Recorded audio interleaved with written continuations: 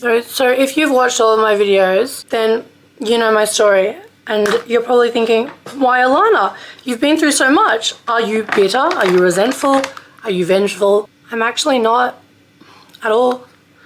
I sleep like a fucking baby knowing that everyone gets their karma. And I'm grateful.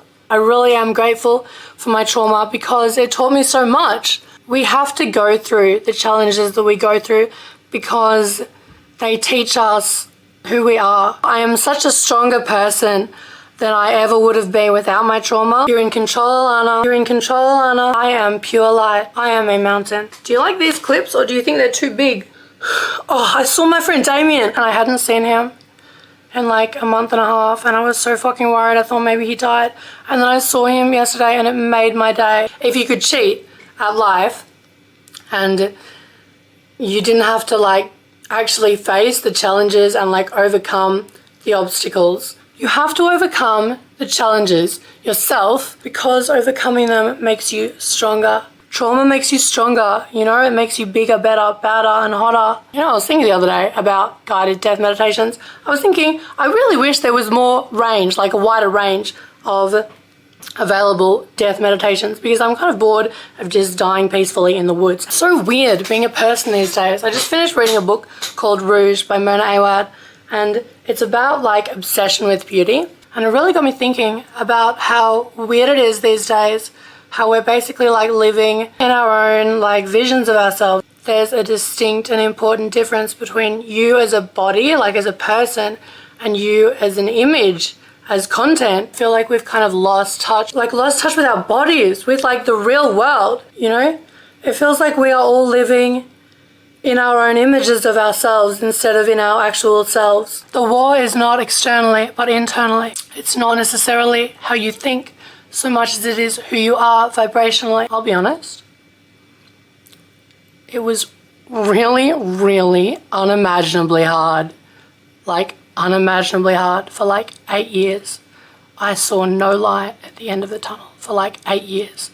And I prayed every day. I've always prayed every day. But it was so fucking hard. For a long time, I had searing pain through my whole body and also like voices, like screaming rage at me. So like insane, like levels of physical pain and then also the mental torture. I'd be lying if I said that it didn't change me, but I'm definitely a better person because of it. The message for today is turn on, tune in, drop out, turn on, turn off, turn on for ages. I thought it was impossible to navigate out of the hell that my life had become. Having done it now though, I look back and I'm like, well, is there anything that I could have done to shorten that period that I had to spend in hell? And the truth is that there is nothing that you could have done differently. Things will happen as they're going to happen, whether we worry about them or not. For a really long time, I was really sad and scared. But now I'm a mountain. I wouldn't be a mountain if I hadn't overcome all my trauma. So I wouldn't be the same person at all. And I'm definitely a deeper, better, kinder, stronger, badder, hotter person. Now I'm not scared of anything. Yeah, I feel like these days we're all like dancing monkeys. Just like dancing for the attention and validation, and it's so weird. Like, isn't it so weird that we're all doing this these days? Well, everyone is. If you don't have things like God and family to anchor you, then it can be really hard to stay grounded. Men watch women.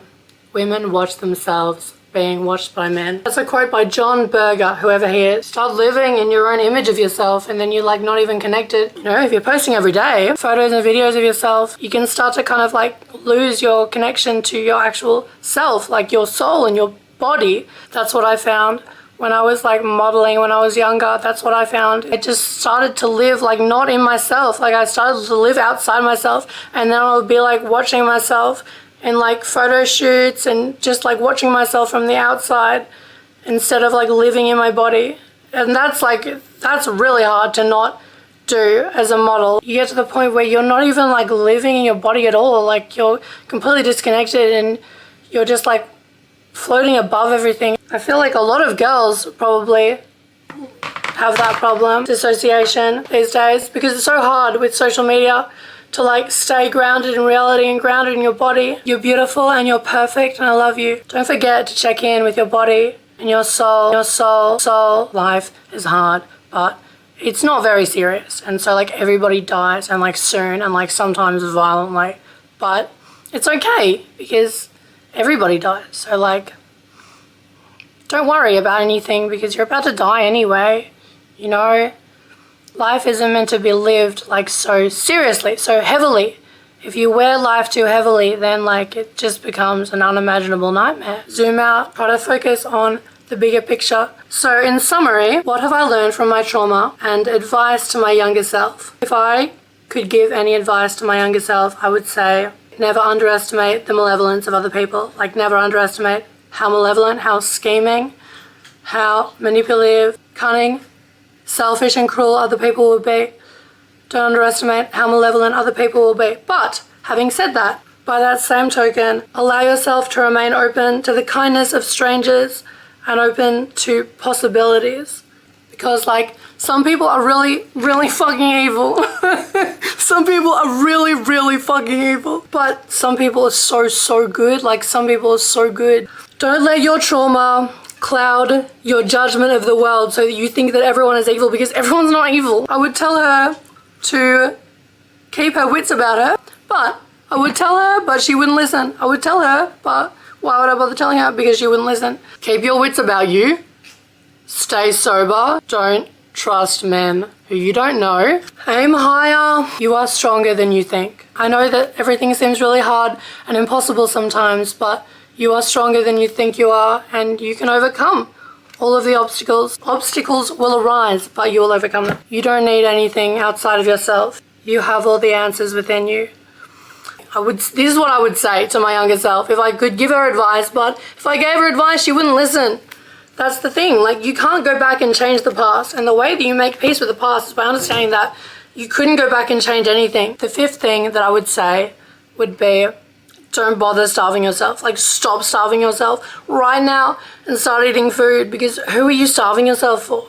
I feel like my life is so much better for having suffered as much as I have than it would have been otherwise. To live alone, internally, energetically, to understand, you see, that the ascension journey is one of singularity but also unity. We wish for you to start to create individually, taking full responsibility. Instead of forcing what it is that you want, allow yourself to be open to receive instead of just focused and jamming the frequency. More ease, less pressure, you see. You are the key.